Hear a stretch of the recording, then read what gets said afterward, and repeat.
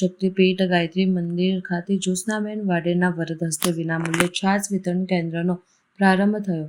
ડામનગર શક્તિપીઠ ગાયત્રી મંદિર ખાતે શ્રી ભૂખ્યા હનુમાનજી મંદિર પ્રેરિત જીવદયાનંદી સેવા ટ્રસ્ટ, શ્રી ગાયત્રી પરિવાર, લેવા પટેલ પ્રગતિ મંડળ, સિનિયર સિટીઝન ટ્રસ્ટ, અનુસૂયા ટ્રસ્ટ સહિતની સામાજિક સંસ્થાઓના સંકલનથી વિનામૂલ્યે છાશ વિતરણ કેન્દ્રનો માનવતાવાદી તબીબ સ્વર્ગસ્થ ડૉક્ટર R.N. વાઢેર પરિવારના વાત્સલ્ય મૂર્તિ માતૃશ્રી જ્યોત્સનાબેન વાઢેરના વરદ હસ્તે પ્રારંભ કરાયો હતો. ઉનાળાનું અમૃત ગણાતી છાશ જૂન માસ સુધી અવિરત હજારો લોકોને વિનામૂલ્યે છાશ વિતરણ કેન્દ્રના પ્રારંભ પ્રસંગે સમગ્ર દેશભરના અનેકો અગ્રણી અને સ્વયં સેવકોની ઉપસ્થિતિમાં ઉનાળાની ગ્રીષ્મમાં અમૃત ગણાતી છાશ વિતરણ કેન્દ્રનો પ્રારંભ કરાયો હતો.